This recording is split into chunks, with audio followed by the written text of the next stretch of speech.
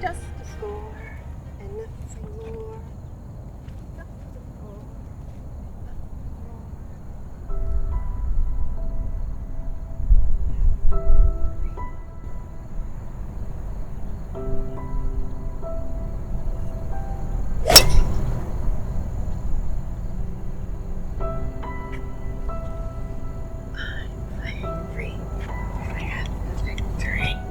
You know, I haven't always had a song of victory in my heart along the road to championship. We all have a championship. Mine began when I was 5 years old and my father placed a putter in my hand.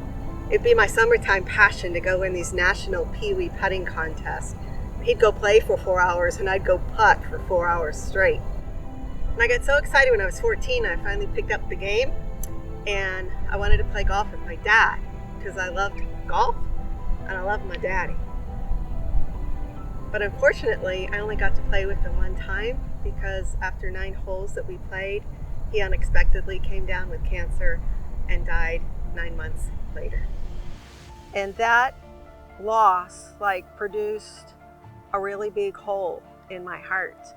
And I would pray and I'd cry out to God and I'd say, God, would you be my father? Would you walk down the fairways with me? Because how will I know that you love me if I don't know that you care about what I care about? And so God answered that prayer, but it was a journey. And in that time, I made the mistake of turning to achievement to fill that hole. I was the first girl from my high school to get an athletic scholarship to college. I graduated the valedictorian of my class. I got a scholarship to Duke University. I won tournaments. And on the outside, everything looked great.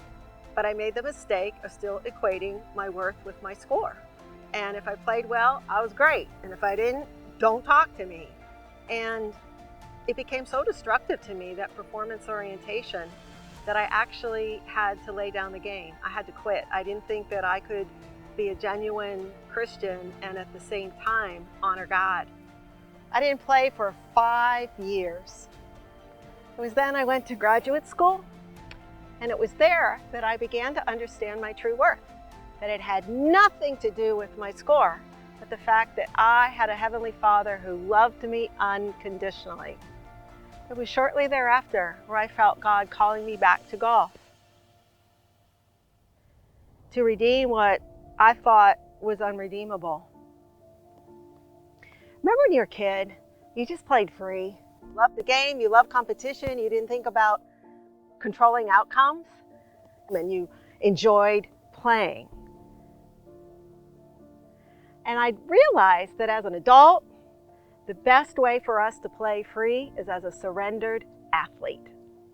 And as I placed my hand in the Father's, my new story began. Within a year, I had my career highlight of playing in the US Open, and I went on to speak and write books. I produced amazing events like the Grandma Open, the Nursing Home US Open, the Family Fun Golf Games. And I even taught my mom to play golf at 85 when she was given 6 months to live with a terminal heart condition. And after she teed it up for the first time, a new fresh spark hit her life, and she lived almost 7 more years. And I realized in that journey with Mom that we all have a championship, and we're all called to live from a place of victory. And today, that hole in my heart has been filled to overflowing, that I play free, that I am whole.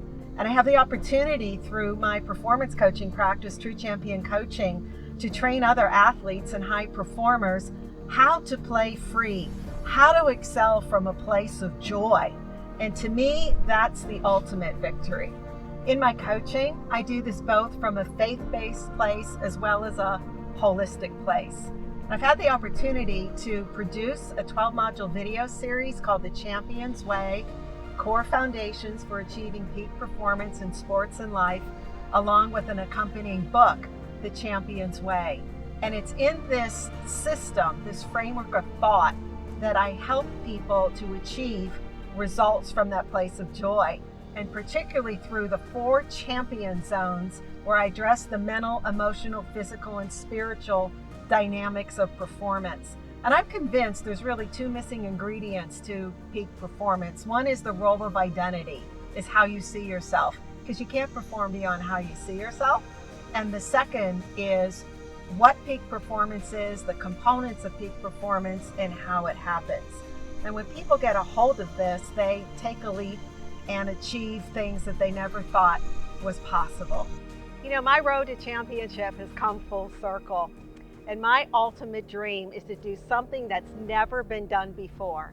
And I'm looking for some of you who would be interested in joining me for the very first ever Kingdom Cup Championship. The Kingdom Cup Championship is a faith-based championship that integrates worship, peak performance training, fellowship, a true competition that culminates on a Sunday morning with the Communion Cup. And most often we separate our spirituality from our performance. This is going to be a fullness of experience where you are going to experience worship in the morning, competition in the afternoon, fellowship, where it's all integrated into one.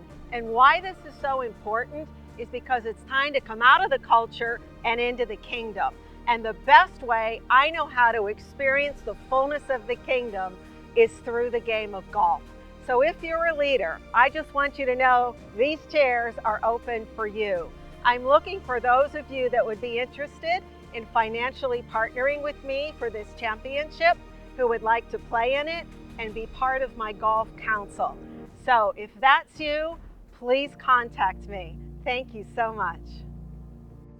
I think this kind of championship would certainly please my Father, our Father, who loves to walk down the fairway with me and with you. I play free. I have the victory.